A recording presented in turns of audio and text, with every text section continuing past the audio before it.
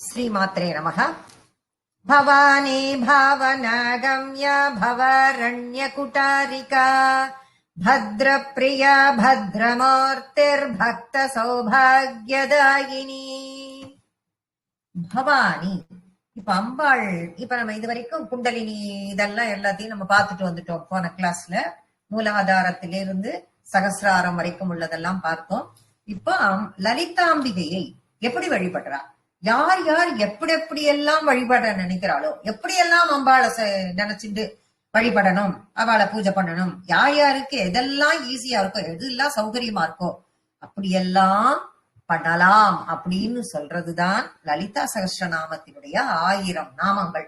நீ எந்த பேர் வச்சு கூப்பிடுற, அந்த பேர் உனக்கு ரொம்ப பிடிச்சிட்டா அதை வச்சுட்டே கூட நீ கூப்பிடலாம் அப்படின்னும் பொழுது என்னென்ன நாமங்கள்லாம் இருக்கு, எப்படி எப்படி எல்லாம் அவளுடைய நாமங்கள், அதற்கெல்லாம் என்னென்ன அர்த்தம் அந்த நாமத்துல பொதிஞ்சிருக்கு அப்படிங்கறதான் சொல்லக்கூடியது இந்த ஸ்லோகங்கள்லாம். பவானி, அப்ப தொடர்ந்து நம்ம பார்த்துட்டே வந்துட்டு இருக்கோம். அதுல பவானி, பவானி அப்படிங்கிறதுனா என்ன அப்படின்னா, பவன் அப்படின்னா பரமேஸ்வரன், சிவன். சிவனுக்கு ஒரு நாமம் பவன் அப்படிங்கிற பேர் உண்டு. பவன் பரமேஸ்வரன் அப்படின்னா பரமேஸ்வரியாக இருக்கிறது பவானி. அப்போ பவன் அப்படிங்கிறவர் உற்பத்தி சிருஷ்டிகர்த்தாவா இருக்கார். பவன் அப்படிங்கிறவர் சிருஷ்டிகர்த்தாவா இருக்கார் அப்படின்னா படைக்கக்கூடியவர், இந்த உலகத்தை படைக்கக்கூடியவர், இந்த பிரபஞ்சத்தை அப்படின்னு சொல்லிட்டு நமக்கு புரிஞ்சுக்கணும். நம்ம இப்ப என்னடா பிரம்மாதானே சிருஷ்டிகர்த்தா, இவர் பரமேஸ்வரன் இப்ப சொல்றாளே அப்படின்னு பார்த்தா, பரமேஸ்வரனால் அப்பாயின்மெண்ட் கொடுத்து இந்தந்த டிபார்ட்மெண்ட்டுக்கு நீங்கன்னு அவளை நிறுவி இருக்கார். அப்போ சிருஷ்டிகர்த்தாவா அவர் பிரம்மாவை நிறுவி இருக்காருன்னா மேலேருந்து அவருடைய ஆர்டர். அப்போ எல்லாத்திற்கும் மேலாக இருக்கக்கூடியவர் பரமேஸ்வரன் அப்படிங்கறத நம்ம புரிஞ்சுக்கணும். மூல காரணமாக இருக்கக்கூடியவர் அப்படிங்கறத நம்ம புரிஞ்சுக்கணும். அதனால்தான் பவன் என்னும் திருநாமம் அவருக்கு. அந்த பவன் அப்படின்னா இன்னொரு பேருக்கும் இருக்கே அப்படின்னு சில பேருக்கு அதோட அர்த்தம் தெரிஞ்சிருக்கும். என்னடா மாமி சிவனுக்கு மட்டும் சொல்றாளே அப்படின்னு. பவன்னா மன்மதனுக்கும் அர்த்தம் ஒண்ணு உண்டுதான், அவனுக்கும் ஒரு பேர் இருக்கு, அந்த மாதிரி ஒரு நாமம் இருக்கு. இப்ப பவனுக்கும் பவமுக்கும் வித்தியாசம் இருக்கு. இப்ப பவம் இன்னு இம்மு. இப்ப பவம் அப்படின்னு சொல்லும் பொழுது அது இந்த சம்சார சாகரத்தை குறிக்கிறது, பிறவி பெருங்கடல்.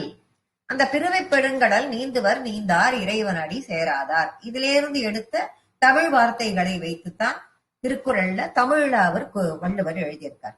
அந்த பிறவி பெருங்கடல் அதுதான் பவசாகரம். அப்ப இந்த பவசாகரத்தில் நீந்தி அந்த பிணியை, பிறவி பெருங்கடல் அப்படிங்கிறது ஒரு பிணி அப்படின்னு தான் சொல்லப்படுகிறது, அந்த பிணியை தீர்ப்பவளாக, இதிலிருந்து அதிலிருந்து நிவாரணத்தை கொடுக்கக்கூடியவளாக இருப்பவள் பவானி. சரி, அம்பாளுக்கு பவானின்னு திரும்ப இது ஏற்பட்டதே ஒரு நாமம். அது எப்படி பொருந்தும்னா அதுக்கும் ஒரு வியாக்கியானம் பண்ணலாம். என்ன அப்படின்னா, பவன்னா ஈஸ்வரனுக்கு பேர் இருக்கு, பவம்னா சம்சார சாகரத்துக்கு பேர் இருக்கு, மன்மதனுக்கும் காமனுக்கும் பவன்னு அப்படி பேர் இருக்கு. அப்படி இருக்கும் பொழுது எல்லாரும் இப்ப காமனுக்கே பிராணனாக இருந்தவள், அப்பேற்பட்டவள் பரமேஸ்வரனுக்கும் பிராணநாதன்னு தான் அவருக்கு பேர். பிராணநாதா அப்படின்னு தான் நிறைய இந்த ஹிஸ்டரி டிராமால எல்லாம் நீங்க பேசும்பொழுது நீங்க அதை பார்த்திருக்கலாம். நிறைய எல்லோருக்கும் பிராணனாக இருந்தவள் பவானி. ஏன் மன்மதனுக்கு பிராணனானா அவர் தான் பஸ்மமாகி அதுக்கப்புறம் திருப்பி இவள் உயிர்ப்பிச்சு கொடுத்தாள், அவளுக்கு ஔஷதமாக இருந்தாள்ங்கிறத நம்ம ஏற்கனவே நம்ம பார்த்துட்டோம். சஞ்சீவன ஔஷதியாக அவள் இருந்தாள். அதனால மன்மதனுக்கு உயிரை கொடுத்தவள், சம்சார சாகரத்துல இருக்கக்கூடிய இந்த ஜீவன்களுக்கெல்லாம், இந்த ஜீவன்களை பிறப்பிச்சா மட்டும் போருமா, அதுகள் அசைஞ்சு கொஞ்சம் கொஞ்சமா வளர்ந்து உயிர்ப்பிச்சு எல்லாம் பண்ணணும்ல, அது எல்லாத்திற்கும் காரணமாக இருப்பவள், எல்லோருக்கும் ராமேஸ்வரனுக்கும் பிராணனாக இருக்கக்கூடியவள், அந்த மூன்றுக்கும் காரணமான தேவி பவானி அப்படிங்கிற நாமத்திற்கு அர்த்தம். ஆதிசங்கரர் இதுக்கே ரொம்ப அழகா இந்த நாமத்துக்கு ஒரு காட்சி அப்படியே கொண்டு வர்றார். அவர் ஒரு காட்சி எப்படி கொண்டு வர்றாருன்னா, பவானி அப்படிங்கிற அம்பாள், இந்த அம்பாள்கிட்ட போய் ஒரு பக்தன், அவன் ரொம்ப அம்பாள் பக்தன், தீவிர பக்தன், அப்பேற்பட்டவன் பவானி அப்படின்னு அம்பாள்கிட்ட போய் பவானி அப்படின்னு போய் கூப்பிட்டு நமஸ்காரம் பண்ணானாம். அவனுக்கு இந்த நாமம் ரொம்ப பிடிச்சிருக்கு, அதனால இவன் பவானி அப்படின்னு சொல்லிட்டு சொல்றான். அப்படின்னா என்ன அர்த்தம், பவானின்னு கூப்பிட்டு நமஸ்காரம் பண்றானேன்னா என்ன அர்த்தம்னா, எனக்கு பிராணனை கொடுத்தவளே அப்படின்னு அர்த்தம். அப்படின்னு சொல்லி நான் எனக்கு பிராணனை கொடுத்தவளே நீ, அவ அப்படி ஒரு தீவிர பக்தன் பவானின்னு கூப்பிட்டு அவளுக்கு நமஸ்காரம் பண்றான். திரும்ப போய் பவானி பவானி அப்படின்னு சொல்லிட்டு அந்த பக்தி மிகுதி ஒரு பக்தனுக்கு அந்த இதுல கூப்பிட்டு இருக்கும் பொழுது கூப்பிட்டு நமஸ்காரம் பண்ணிட்டு இருக்கான். சாதாரணமா நம்ம பெரிய மனுஷாலாம் பார்க்க போனோம்னா என்ன பண்ணுவோம்? அந்த மாதிரி போகும்பொழுது ஏதோ நிறைய பேசணும் வாட்ட இதெல்லாம் பார்க்கும்பொழுது நம்ம கேட்கணும். சாமி கிட்ட போகும்போது கூட கோவில்ல போய் நம்ம எங்க வீட்டுல செய்யாததெல்லாம் அங்க போய் செய்யணும்னு நினைப்போம். அங்க போய் என்ன பண்ணுவோம்? இதை வேண்டணும் அதை வேண்டணும் இதெல்லாம் எல்லாத்தையும் முன்னாடி முன்யோஜனை நமக்கெல்லாம் நிறைய இருக்கும். அங்க கிட்டக்க போய் அந்த பெரிய மனிதரை பார்த்த பிறகோ கடவுளை பார்த்த பிறகோ நாம நினைச்சு நம்மளால பண்ண முடியும் முழுமையா? அங்க போன உடனேதான் நம்மளுடைய இதெல்லாம் எல்லாமே மாறி போயிடும். திருப்பதி மாதிரியான இடமெல்லாம் ஜெருகண்டி சாமியை பாக்குறதே காலை பார்த்தா தலையை பார்க்க முடியாது, தலையை பார்த்தா காலை பார்க்க முடியாது. அப்படி இருக்கும். அங்க போய் வேற நீ என்னத்தை நினைச்சுட்டு கேட்ப அங்க போய் சுவாமி கிட்ட? அதெல்லாம் ஒண்ணும் சான்ஸே கிடையாது அங்கெல்லாம். ஆனா ஒரு பெரிய மனிதர்களை பார்க்கும் பொழுது ஒரு நமஸ்காரம் பண்ணிட்டு வாட்ட இதை பேசணும், இந்த விஷயமா பேசணும், இதெல்லாம் செய்யணும், இப்படி பேசணும், ஒத்திகை எல்லாம் பார்த்துட்டு போவேன். அங்க போனா அந்த பயத்திலேயே இல்ல உனக்கு அவளை பாக்குற ஒரு இதுலயே உனக்கு என்ன ஆகும்? நீ என்ன பேசணும்னு நினைக்கிறியோ அது சரியாக பேச மாட்டாய். இல்ல அப்படியே பேசணும்னு நினைச்சாலும் கமா ஃபுல் ஸ்டாப் எல்லாம் எங்கெங்கயோ போட்டு பேசிட்டு வந்துடுவேன். கமா ஃபுல் ஸ்டாப் மாறிதுன்னா அர்த்தமே மாறிடும். அததான் இந்த இடத்துல காட்சிப்படுத்துறார். பவானி பவானி பவானி அப்படின்னு சொல்லிட்டு அந்த பக்தன் பக்தியின் மிகுதியால போய் அவகிட்ட நமஸ்காரம் பண்ண போகும் பொழுது அவன் என்ன கேக்குறான் அப்படின்னு பார்த்தா, பவானி துவம் தாசேமயி பவானி அப்படின்னு கூப்பிட்டுட்டு துவம் தாசேமயி அப்படின்னு கேட்கணும்னு நினைச்சிட்டு அவன் போறான். அப்படின்னா என்ன அர்த்தம்? அம்மா நான் உன்னுடைய தாசன், எனக்கு எப்பயுமே உன்னுடைய கருணை வேணும்னு அர்த்தம். இந்த அர்த்தத்துல இப்படி நாம சொல்லணும்னு சொல்லிட்டு நினைச்சுட்டு அங்க கிட்டக்க போறான். அங்க போனா அவளை பார்த்த உடனே ஒன்னும் புரியல, கண்ணால ஜலஞ்சலமா வருது, நமஸ்காரம் பண்றான், எழுந்துக்கிறான், எல்லாம் பண்ணிட்டு கடைசியில பவானி துவம் அப்படின்னு ஆரம்பிக்கிறதுக்கு முன்னாடி பவானித்துவம்னு சேர்த்து விடுறான். அங்க கமாவே இல்ல, பவானித்துவம் அப்படின்னு ஆரம்பிச்சுடுறான். ஆரம்பிக்கும் பொழுது என்னாச்சு? பவானி துவம் தாசேமயிங்கிறதுக்கும் பவானித்துவங்கிறதுக்கும் என்டையரா டிஃபரெண்ட் ஆயிடுறது அர்த்தம். என்ன ஆறுது அப்படின்னு பார்த்தா அவளும் என்ன பண்ணிட்டாளாம், அந்த வாக்கியத்தை முடிக்கிறதுக்கு முன்னாடி அம்பாளுமே அவ காதலியுமே பவானித்துவம் அப்படின்னு அவ காதல விழுந்தவளே, ஓ இவன் பவானித்துவத்தை வேண்டுகிறானோ, இந்த வச்சுக்கோ அப்படின்னு கொடுத்துட்டா. அப்ப பவானித்துவம்னா என்ன அப்படின்னா, சாதாரணமா ஒரு கவிகள் காளிதாசர் உங்களுக்கு எல்லாருக்கும் தெரியும். அந்த கவி ரொம்ப சிறந்த கவி அப்படின்னா நம்ம என்ன சொல்லுவோம்? கவித்துவம் நிறைந்தவன் சொல்லுவோமா? அந்த துவம் அப்படிங்கிற வார்த்தை சேரும் பொழுது அவனுடைய சிறந்த தன்மையை அங்க விளக்குறது. கவித்துவம் நிறைந்தவன், மிக உயர்ந்த தன்மையை அது காட்டுகிறது. இங்கேயும் அவன் பவானித்துவம்னா ஓ பவானித்துவத்தை கேட்கிறானா அப்படின்னா என்ன அர்த்தம்னா, நிஜமான சாயுஜ்ய பதவி, அற்புதமான ஒரு வேர்டு அது.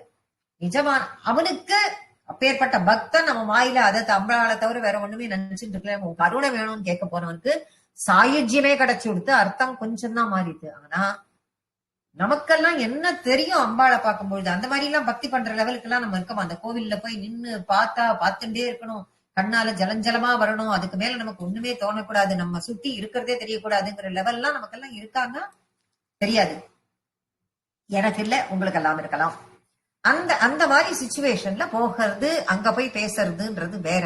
ஆனால் இதே மாதிரி இருக்கும்பொழுது வேற ஏதாவது அர்த்தங்கள் எழுத்துக்கள் மாறி போச்சுனாலோ அது அப்படியே ஆப்போசிட்டா கொண்டு வரதுக்கும் நெகட்டிவா கொண்டு போறதுக்கும் வித்தியாசம் இருக்கு. அதனால கேர்ஃபுல்லா இருக்கணும். இந்த இடத்துல இவனுக்கு, இந்த பக்தனுக்கு, ஆதிசங்கரர் சொல்ற அந்த பக்தனுக்கு ரொம்ப அற்புதமான ஒரு இது கிடைச்சது அவனுக்கு. அதை காட்சிப்படுத்தி பாக்குறார் அவர். பவானி பவானின்னு போய் அவன் அப்படி நமஸ்காரம் பண்றான். அவன் அப்படியே அவன் கண் முன்னாடி பவானி நிக்கிறா. அவன் பார்க்கும்போது பவானிய பார்த்த உடனே அவனுக்கு என்ன பவானித்துவம் அப்படின்னு விடுறான் டக்குன்னு. அவனுக்கு சாயுஜ்ய பதவியே கிடைச்சது. அடடா அடடா அப்படின்னு சொல்லி அவர் அப்படி ஒரு வெறும் பதற்றத்தில் வார்த்தையை அவன் பேசினான், சேர்த்து சொல்லிட்டான். அதுல அவனுக்கு அவ்வளவு பெருசு கிடைச்சது. பவானி அப்படிங்கிற சொல் நான் ஆவேனாகன்ற அர்த்தத்தை அப்ப கொடுத்தது. அப்படின்னா என்ன அர்த்தம்? பவானின்னு சொல்லி நம்ம கூப்பிட்டோம்னா அவளாவே ஆக்கிண்டுடுவா நம்மை அவளாவே ஆக்கிண்டுடுவா அப்படிங்கிற நாமம். அது ரொம்ப ரொம்ப அற்புதமான அழகான நாமம், அற்புதமான நாமம். பவானிங்கிறதுக்கு அடுத்தது என்ன போட்டிருக்கு அப்படின்னா, பவானி பாவனா கம்யா. இப்ப பாவனா கம்யா, பாவனா பிளஸ் கம்யா அப்படின்னு நம்ம பிரிக்கலாங்க. அதாவது பாவனை பண்ணிக்கிறதுல அதுக்குள்ள அவ அடங்கிடுவோம். பாவனை பண்ணிக்கிறதுக்குள்ள அவ அடங்கிடுவோம். பாவனை அப்படின்னா என்ன அர்த்தம் அப்படின்னா, இடைவிடாத அவளை பத்தியே சிந்திச்சுட்டு இருக்கணும். பாவனா அப்படின்னா பாவனை பண்றது அப்படின்னா என்னத்த பாவனை பண்ணுவ? இடைவிடாத அம்பாளை சிந்தித்து கொண்டே நாம இருந்தோம்னா நம்மளோட சிந்தனைக்குள்ள அவ அடங்கிடுவா. நம்மளுடைய சிந்தனைக்குள் அவள் அடங்கி விடுவாள் அப்படிங்கறத சொல்றது. பவானி பாவனாகம்யா பவாரண்ய குடாரிகா.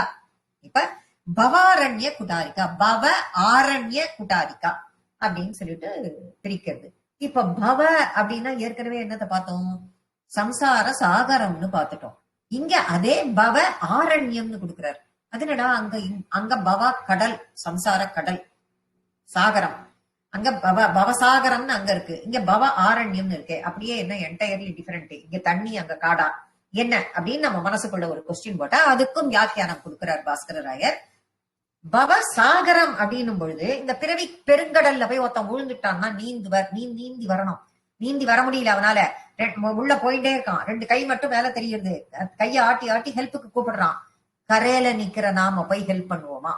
தண்ணியில விழுந்துட்டான், கடல்ல மாட்டிட்டான். அங்க போய் கையை மட்டும் தூக்கி தூக்கி பண்றான். நீ கையை பிடிச்சி இழுப்பியா? ஏன்? தன் போகிறதுக்கு யோசிப்பாய். என்ன காரணம்? அங்க போய் அந்த கைய பிடிச்சா அந்த கடல் நம்மளையும் சேர்த்து இழுத்து நிறுத்தினா என்ன பண்றது அப்படின்னு பயப்படுவோமா மாட்டோமா?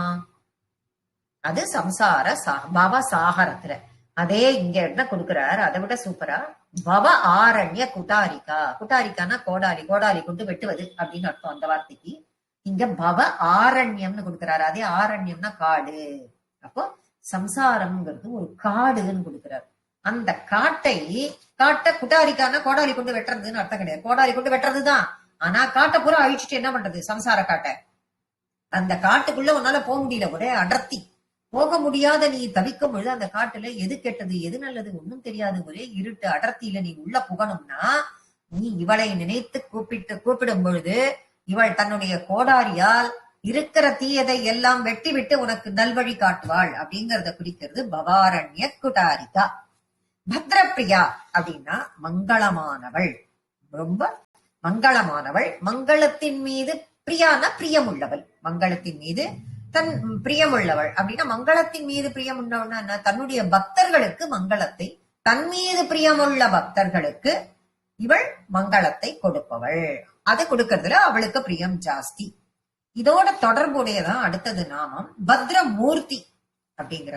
மங்கள வடிமா மங்களமான அவள், மங்களத்தை விரும்பக்கூடிய அவள், மங்களமான வடிவத்தையே தாங்கி கொண்டிருக்கிறாள். மூர்த்தினா உருவம், வடிவம். அந்த மங்களமான வடிவத்தையே தாங்கி கொண்டிருக்கிறாள் அப்படின்னு சொல்லிட்டு பத்ராமூர்த்தி பக்த சௌபாகியதாயினி.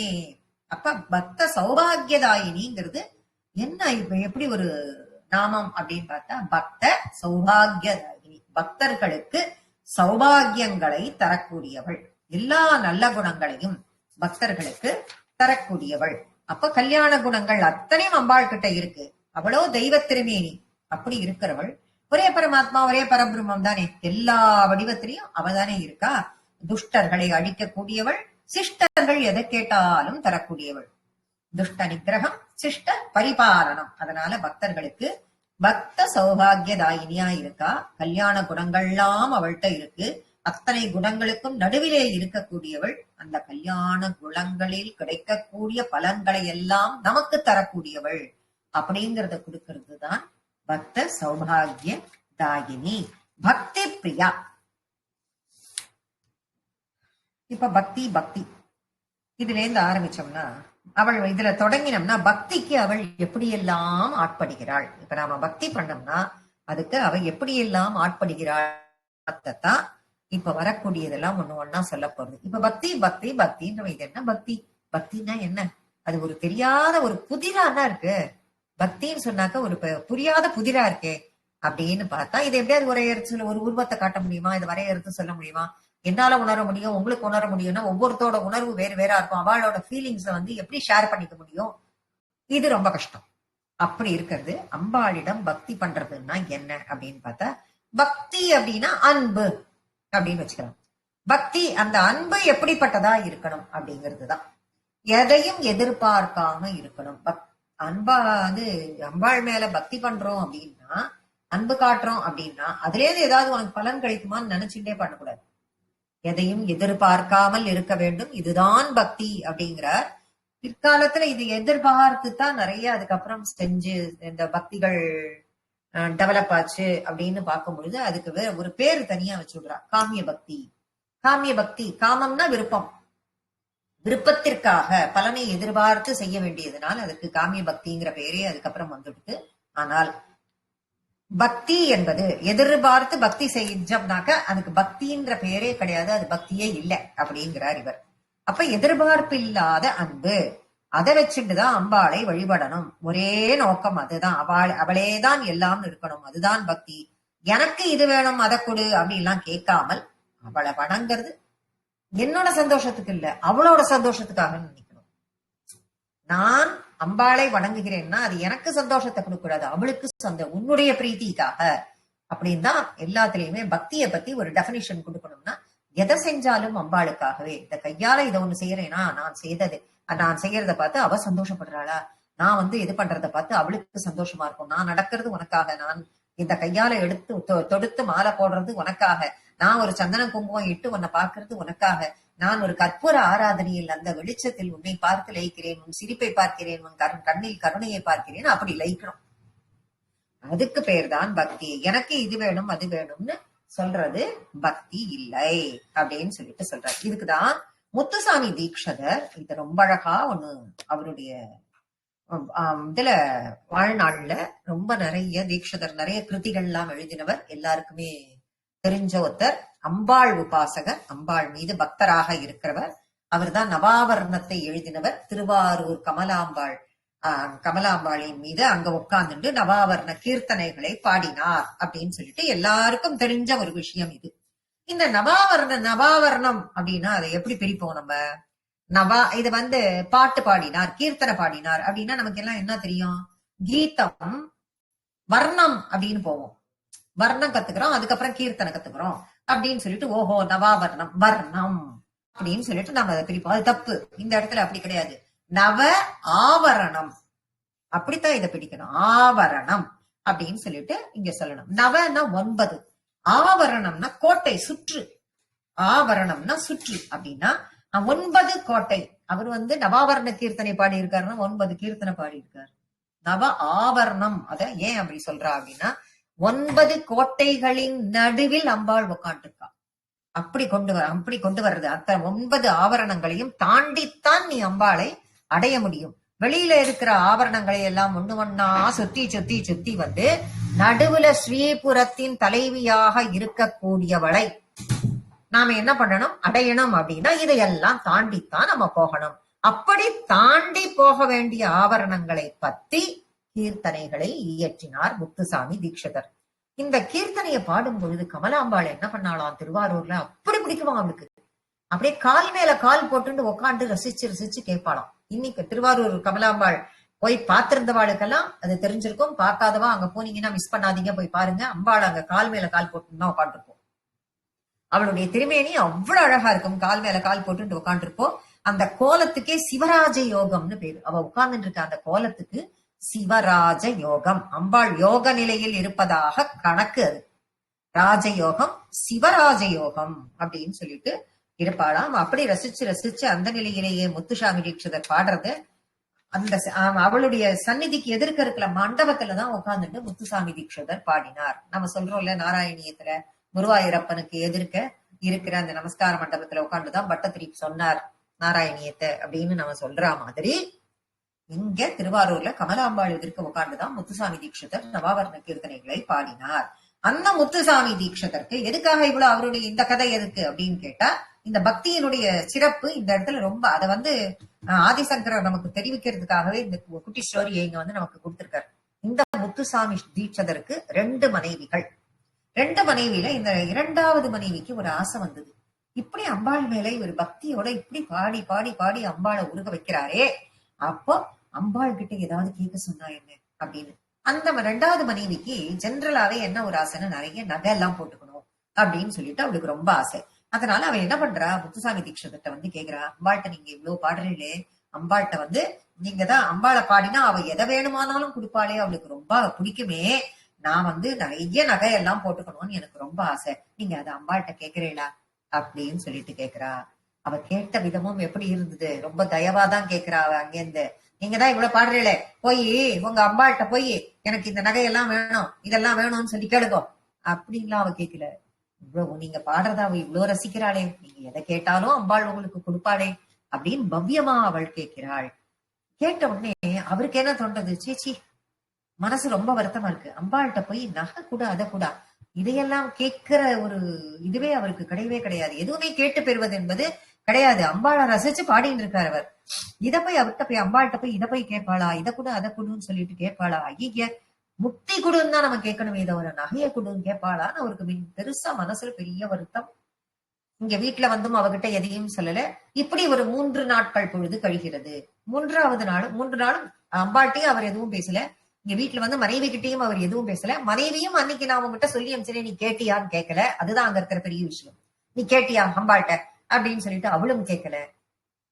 இப்படி இருந்துட்டு இருக்க 3வது நாள் பாடி முடித்து விட்டு வீட்டுக்கு வந்துடுற. 4வது நாள் காத்தால எழுந்துக்கிறாவோ. எழுந்து வந்த உடனே கிடுகிடுன்னு ஓடி வந்து அங்கேன்னு வந்து, நீங்க அம்பாள்கிட்ட போய் எதுவும் கேட்க வேண்டாம் எனக்கு அப்படின்னு சொல்லிட்டு போயிடுறா.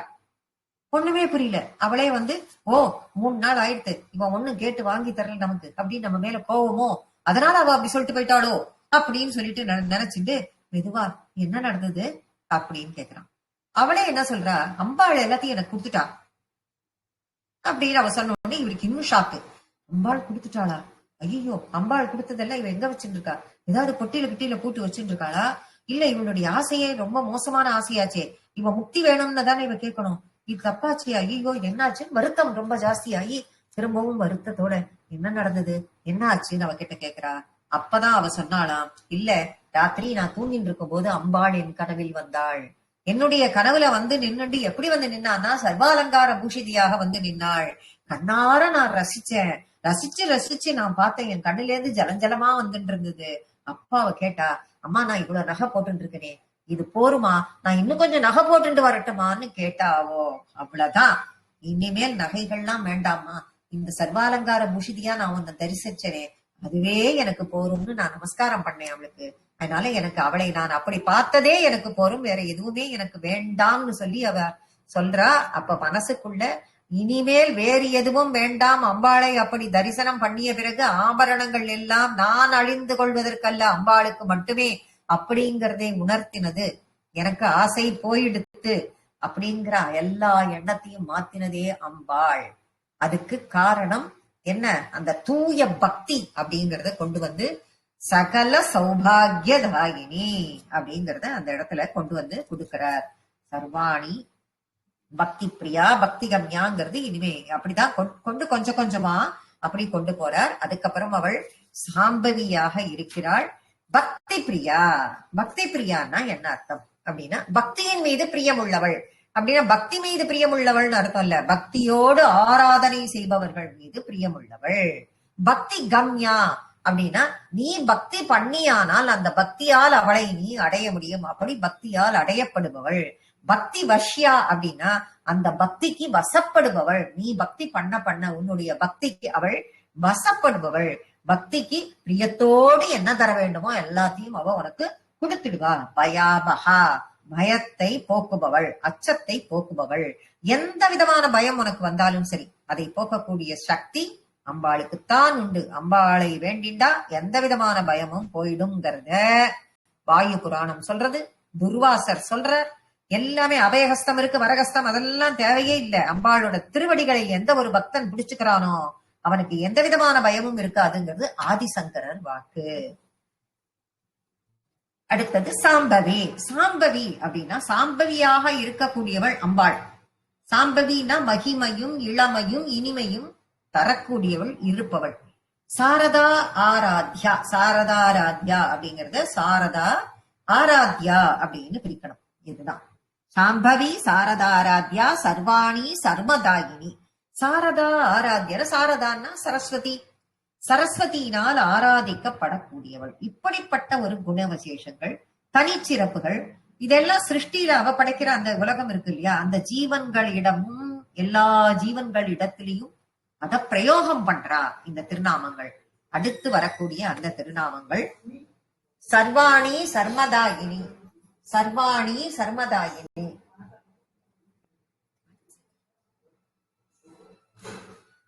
சர்வன், சர்வனின் பத்னி.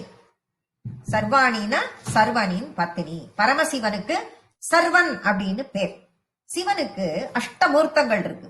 அஷ்டமூர்த்தங்கள்ல ஒன்றான பூமி தேவனுக்கு சர்வன் அப்படின்னு சொல்லிட்டு ஒரு பேர் உண்டு. இந்த வடிவத்திற்கு பத்தினியாக இருப்பவள் சர்வாணி. இவ இரண்டு பேருக்கும் இவுள்ள புத்திரன் அங்காரகன் அப்படின்னு லிங்க புராணம் சொல்றது. சர்மதாகினி அப்படின்னா சுகத்தை கொடுப்பவள். சர்மம் என்பதற்கு சுகம், ஷர்மம் அப்படின்னா சுகம் அப்படின்னு சொல்லிட்டு அர்த்தம். சுகம், மகிழ்ச்சி, களிப்பு, நீங்க என்ன வேணா அர்த்தத்தை எடுத்துக்கலாம். பக்தர்களுக்கு சுகத்தையும் இன்பத்தையும் கொடுக்கக்கூடியவள். ஷாங்கரி, ஷாங்கரின்னு சங்கரனின் பத்தினி. சம் என்றால் மங்களம், சங்கரர் அப்படின்னாக்க மங்களத்தை தருபவர் என்று அர்த்தம். அம்பாளும் தன்னுடைய குழந்தைகளும் இந்த பூலோக உயிர்களுக்கெல்லாம் மங்களத்தை தரா.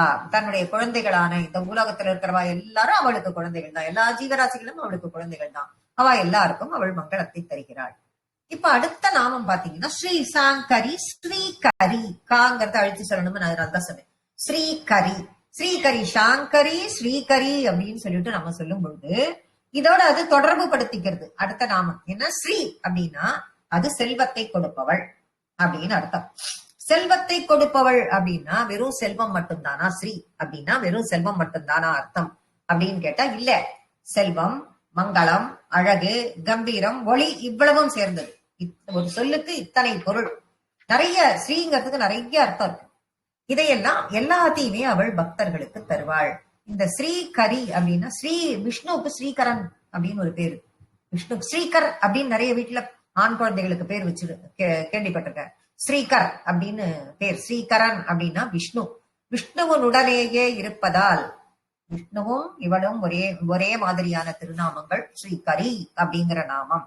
சாத்வி அப்படின்னா ரொம்ப ரொம்ப அற்புதமான ஒரு திருநாமம் இது. பதிவிரதை. சாத்வி அப்படின்னா பதிவிரதைங்கிற அர்த்தத்தை கொடுக்கிறது. அம்பாளுக்கு சர்வ வல்லமை பொருந்தியவள் அம்பாள். அம்பாளுக்கு நிகர் அம்பாள் தான். அம்பாளுக்கு நிகர், அம்பாளுக்கு மேல, அம்பாளுக்கு ஈக்குவல் அப்படின்னு யாருமே கிடையாது. சர்வ வல்லமை பொருந்தியவள். அப்பேற்பட்ட அவள் பரம்பொருளான பர்த்தாவுக்கு அடங்கியவளாக இருக்க ஆசைப்படுகிறாள். அடங்கியவளாக இருக்கான்னு சொன்னோம்னா அதுக்கு அர்த்தம் அடங்கியவளாக இருக்கிறதுக்கு ஆசைப்படுகிறாள். அவளுடைய விருப்பமே அதுதான். அப்படிதான் இருக்கணும் அப்படிங்கிறதுக்கு தான் சாத்வி, பதிவிரதா. இதுக்கு எக்ஸாம்பிளா நம்ம எத்தனையா பார்த்திருக்கோம்.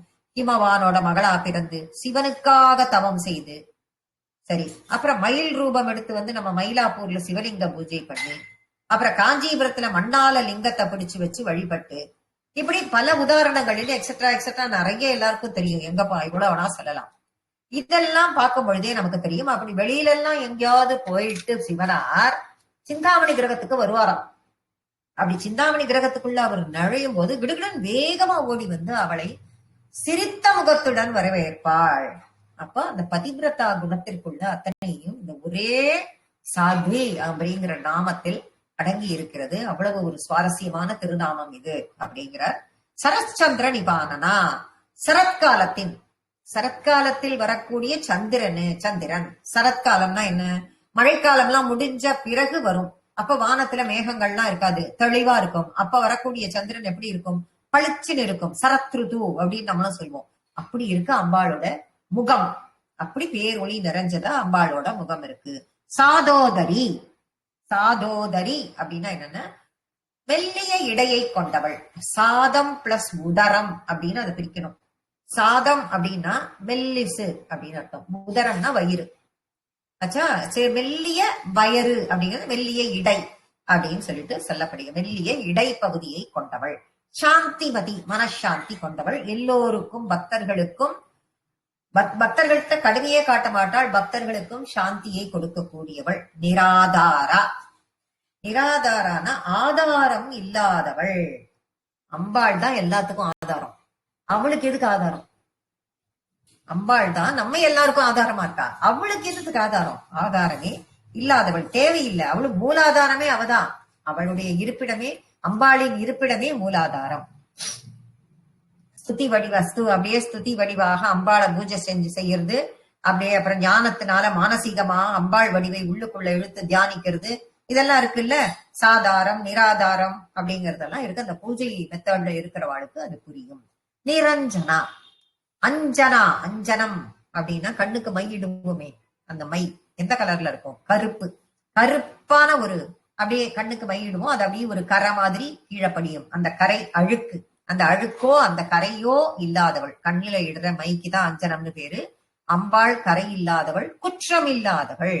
அப்ப பக்தர்கள் கிட்ட கருப்புகள்லாம் இருந்தால், களங்கங்கள்லாம் இருந்தால் எல்லாத்தையும் போக்கக்கூடியவள் அவள். இந்த திருநாமத்திற்கு நிரஞ்சனான்னு பேரு. இதையே நீ பிளஸ் ரஞ்சனா அப்படின்னு நம்ம பிரிச்சுட்டோம் அப்படின்னா அதிகமாக மகிழ்ச்சி தருபவள்னு இன்னொரு அர்த்தத்தை கொடுக்கிறது. அதிகமாக நம்ம களங்கத்தை போக்கக்கூடியவள்னு டைரக்ட் இது மீனிங். இன்னும் கொஞ்சம் இன்னொரு விதமா அதை பிரிச்சு பார்த்தோம்னா, நீ பிளஸ் ரஞ்சனான்னு பிரிச்சுட்டோம்னா அதிகமா மகிழ்ச்சியை தருபவள் அப்படிங்கறதையும் சொல்றது. நிர்லேபா, நிர்லேபா, லேபம்னா பசை, ஒட்டிக்கிறது. ஒட்டிக்கிறதுன்னா என்ன? எல்லாத்துலயும் நம்ம அட்டாச்மெண்ட் வச்சுக்கிறோம்ல, அதுதான் பற்றுதல். இவளுக்கு பற்றுதலா இருக்கு. நிர்லேபா, பற்றுதலே இல்லாதவள் அப்படின்னு அர்த்தம். நிர்மலா, மலங்கள் அப்படின்னா அழுக்கு, அழுக்குகள் இல்லாதவள் அப்படின்னா என்ன அர்த்தம்? அவித்யை. ஆனா என்ன அழுக்கு அவளுக்கு? மேலெல்லாம் அழுக்கா இருக்கா, தேய்ச்சி எப்ப பார்த்தாலும் குளிச்சுட்டு இருப்பா, அப்படி அர்த்தமா அப்படின்னு கேட்டா இல்ல. அவித்யை, ஆணவம், தாமசம், கர்மவினை போன ஜென்மாவோட கர்மவினையெல்லாம் எடுத்துட்டு வந்து வச்சுட்டு இருக்காளா, அது ஒரு அழுக்கு. தாமசம்னா தாமச முக்குணங்களில் ஒண்ணு தாமசம். எப்ப பார்த்தாலும் சோம்பேறி, தூங்கிட்டு இருக்கிறது, எல்லாத்தையும் தள்ளி தள்ளி போடுறது, அந்த தாமச குணம் அவள்கிட்ட இருக்கா? இல்ல. ஆணவம் இருக்கா? இல்ல. அவித்யினாக்க அஞ்ஞானம், இதெல்லாம் அவள்கிட்ட இருக்கான்னா? இதெல்லாம் இல்லாதது. இதுதான் மலம். இந்த அழுக்குகள் இல்லாதவள். நித்யா அப்படின்னா நித்தியமாக இருப்பவள், எப்பொழுதும் இருந்துட்டே இருக்கக்கூடியவள். இப்ப நிரந்தரமானவள், அழிவே இல்லாதவள். இப்ப திதி நித்யா தேவிகள்னு உண்டு. எத்தனை பேருக்கு தெரியும்னு தெரியாது எனக்கு. திதி நித்யா தேவிகள் அதாவது அமாவாசையிலிருந்து பௌர்ணமி வரைக்கும் 15 திதி இருக்குன்னு எல்லாருக்குமே தெரியும். அமாவாசையிலிருந்து பௌர்ணமி வரைக்கும்னாலும் சரி, பௌர்ணமியிலிருந்து அமாவாசை வரைக்கும்னாலும் சரி, சுக்லபக்ஷம் கிருஷ்ணபக்ஷம்னு நம்ம அதை சொல்லுவோம். 15 திதிகள் இருக்கு. ஒரு திதிக்கும் ஒரு தேவதை இருக்கா. அந்த 15 பேரும் தான் திதி நித்யா தேவதைகள், திதி நித்யா தேவிகள். ஒவ்வொருத்தருக்கும் ஒரு பேர் இருக்கு, ஒவ்வொருத்தருக்கும் ஒரு பலன் இருக்கு. ஒரு நாளுக்கும் அந்தந்த தேவதை அவளுக்குரிய பூஜை இதெல்லாம் ரொம்ப பெருசு, என்னென்னமோ இருக்கு. பட் அத்தனைக்கும் தலைமையாக இருப்பவள் இவள் நித்யா, எப்பொழுதும் இருக்கக்கூடியவள். மகா நித்யா இவளுக்கு பெயர். நித்தியத்தை தருபவள். நிராகாரா, ஆகாரா, நிர் ஆகாரா அப்படின்னா உருவமே இல்லாதவள். அப்ப பரபிரம்மம் ஆரம்பிக்கும் போது எங்கேருந்து ஆரம்பிக்கிறோம்? பரபிரம்மம் அவ படைக்கணும்னு ஆசைப்பட்டுதான் குறுகி போய் எடுத்துட்டு வந்து ஒரு பெண்ணாக வருகிறாள் அப்படின்னு சொல்லிட்டு தான் நம்ம ஆரம்பத்திலேயே இதை பார்த்தோம். அப்ப உருவமே இல்லாதவள், அம்பாளின் உருவமாக எல்லாத்திலையும் அவ கலந்திருக்கா. நமக்கு தெரியணும் அப்படிங்கிறதுக்காக ஒரு உருவத்தை கொண்டு அவ இங்க இருக்கா. உருவங்களுக்கெல்லாம் அப்பாற்பட்டவள். நிராகுலா, கலக்கமோ துன்பமோ. ஆக்குலா, ஆக்குலம் அப்படின்னா கலக்கம். அந்த கலக்கமோ துன்பமோ இல்லாதவள். நிர்குணா, குணங்கள் 3 வகை. சத்வகுணம், ரஜோகுணம், தமோகுணம். இந்த 3 குணங்களுமே எல்லார்கிட்டயுமே இந்த 3 குணங்களும் இருக்கும். அப்பப்போ ஒண்ணு தலை தூக்கும் நம்ம கிட்ட. அந்த 3 குணங்களுக்கு எல்லாம் இதுல எதிரியாவது ஒண்ணுல அவ ஆட்பட்டிருக்காளான்னா இல்ல. இந்த குணங்களுக்கு எல்லாம் அப்பாற்பட்டவள். எந்த குணமும் அவகிட்ட கிடையாது. இந்த குணங்களுக்கு எல்லாம் அப்பாற்பட்டவள். நிஷ்கலா, கலைகள். கலைகள் இருக்குல்ல, கலைகள் அப்படின்னா கலைகள் அம்சங்கள், அதுல அங்கம், அதுல பாகங்கள் இதெல்லாம் இருக்கா அப்படின்னு பார்த்தா ஒண்ணுமே இல்லை அவள்கிட்ட. அவள்கிட்ட பரபிரம்மமாச்சே, அவளுக்கு எதுக்கு இதெல்லாம்? ஒண்ணும் கிடையாது. சாந்தா, சாந்தியை கொண்டவள். அவள் மட்டும் சாந்தியை கொண்டவள் அல்ல, எல்லோருக்கும் சாந்தியை அளிப்பவள். நிஷ்காமா, விருப்பம் இல்லாதவள். நிர்லேபா, நிர்மலா, நித்யா, நிராகாரா, நிராகுலா, நிர்குணா, நிஷ்கலா, சாந்தா, நிஷ்காமா, நிருபப்ளவா. நிஷ்காமா அப்படின்னா காமம்னா விருப்பம், எல்லாருக்குமே தெரியும், ஆரம்பத்திலேருந்து நம்ம சொல்லிட்டு இருக்கோம். விருப்பம். நிஷ்காமானா விருப்பமே இல்லாதவள். என்ன விருப்பம்? நமக்கு வேணா நம்மளுடைய விருப்பங்களை நிறைவேற்றுவதில் விருப்பமாக இருப்பாளே தவிர அவளுக்குன்னு எந்த விருப்பமும் அவளுக்கு கிடையாது. அதனால்தான் அவ ஜெகன்மாதாவாக இருக்கிறாள். தன்னுடைய குழந்தைகளுக்கெல்லாம் என்னென்ன தேவைன்னு பார்த்து பார்த்து செய்கிறாள். அந்த குழந்தைகள் அந்த தேவையை எதுக்காக கேட்டுக்கணும், அது கேட்கறது நல்ல விதமா கேட்கணுமே, அதனுடைய தேவை நல்ல தேவையா இருக்கணுமேன்னு கவலைப்படுபவள் நமக்காக. நிருபப்ளவா, நிருபப்ளவான்னா அழிவில்லாதவள். உபப்ளவம் அப்படின்னா அழிவு, நாசம். நிருபப்ளவானா அழிவில்லாதவள். நிறு பிளஸ் உப பிளஸ் பிளவ அப்படின்னு தனித்தனியா பிரிச்சு அதை பிரிச்சுட்டோம்னா வேற ஒரு அர்த்தத்தை கொடுத்துரும். வேற ஒரு அர்த்தம் என்ன ஆகும்னா, அமுதத்தை அப்படியே பிரவாகமா பொழியக்கூடியவள், அப்படியே அமுதத்தை பிரவாகமாக பொழியக்கூடியவள்னு இன்னொரு அர்த்தத்தையும் கொடுக்கும். அழிவில்லாதவள்னு ஒரு அர்த்தத்தை கொடுக்கிறது, அமுதத்தை பொழியக்கூடியவள்னு இன்னொரு அர்த்தத்தையும் கொடுக்கிறது. அடுத்தது நித்யமுக்தா நிர்விகாரா நிஷ்பிரபஞ்சா நிராசிரயா நித்யசுத்தா நித்யபுத்தா நிரவத்யா நிரந்தரா. நித்யமுக்தா, முக்தம் அப்படின்னா பந்தம். பந்தம் என்பது இல்லவே இல்லை. பந்தம்னா ஒரு கட்டுக்குள்ள நம்ம மாட்டிக்கிறது. மாட்டின்ட்டா அதுக்கு விடுதலை உண்டா? பந்தத்துல போய் மாட்டிக்காதே, அதுல போய் மாட்டின்ட்டா அதுக்கு விடுதலையே கிடையாது. எந்த வகை பந்தமோ எதுவுமே இல்லாதவள், பற்றுதலோ எதுவுமே இல்லாதவள். அதனால என்னைக்குமே அவ முக்தி நிலையில் இருக்கக்கூடியவள். அதனால்தான் பக்தர்களுக்கு எப்பயுமே முக்தி கிடைக்கணும், முக்தி கிடைக்கணும், அவள்லாம் நல்ல வழியா முக்திய வேண்டி வரணும், கர்ம வினையில அனுபவிச்சுட்டு முக்திய வேண்டி வரணும்னு சொல்லி நினைக்கக்கூடியவள். நிர்விகாரா, மாற்றங்கள் எதுவும் இல்லை. ஆகாரத்தில் அவளுக்கு என்ன, அவ இளமை, குழந்தை பருவம், இளமை பருவம், வயசாயிடுத்து, இதெல்லாம் அவளுக்கு இருக்கா அப்படின்னு பார்த்தா அதெல்லாம் எதுவுமே கிடையாது. உலகத்தை தோற்றுவித்தவள் அம்பாள். அவ எந்தவித மாற்றமும் இல்லை, கிடையவே கிடையாது, மாறுதலையே இல்லாத ஒரு பரம்பொருள் அவர். நிஷ்பிரபஞ்சா, கட்டுப்பாடுகளுக்கு அப்பாற்பட்டவள். இந்த பிரபஞ்சம் என்றால் இது என்ன? இந்த பிரபஞ்சம் அப்படிங்கிறதுனா நீட்டுறது, கட்டுறது, விஸ்தீரணமாறுது, அதாவது டெவலப் ஆறுது, அப்புறம் உன்னோட சேர்றது, இப்படி இதெல்லாம் இந்த பிரபஞ்சத்துல இருக்கு. ஆனா இதெல்லாம் ஏதாவது அவளுக்கு இருக்கா? அவ ஏதாவது நீட்டி கட்டி விஸ்தீரணம் பண்ணி இதெல்லாம் ஏதாவது இருக்கா அப்படின்னு பார்த்தா அவளுக்கு எதுவுமே கிடையாது. எதையுமே எடுத்து எல்லாத்தையும் எதுவுமே இல்லாமல் எல்லாம் சேர்ந்த ஒன்றே அவள் அப்படிங்கிறதுதான் அதுல. நிராசிரயா அப்படின்னா ஆசிரியத்து கொள்ளுதல், யாரையும் அடைக்கலமாக செல்லுதல்கள். நம்ம தான் அவளை அடைக்கலமா போறோம், அவ யார்கிட்ட அடைக்கலமாகணும்? தேவையே இல்லை, எல்லாமே அவள், எல்லாமே அவள். நாம தான் அவளை ஆசிரியச்சு நம்மள நீ அவள் யாரையும் இது பண்ணிக்க வேண்டியதில்லை, நாம தான் அவளை அடைக்கிறமா அவ காலை பிடிச்சிட்டு அவகிட்ட போகணும். நித்திய சுத்தா, நித்திய சுத்தான்னா எப்பொழுதும் தூய்மையானவள். நித்திய புத்தா அப்படின்னா எப்பொழுதும் அறிவானவள். சித் ஸ்வரூபி. நிரவத்யா அப்படின்னா குற்றமே இல்லாம. அவத்யா அப்படின்னு சொல்லக்கூடாது. அவத்யா அப்படின்னாக்க குற்றம்.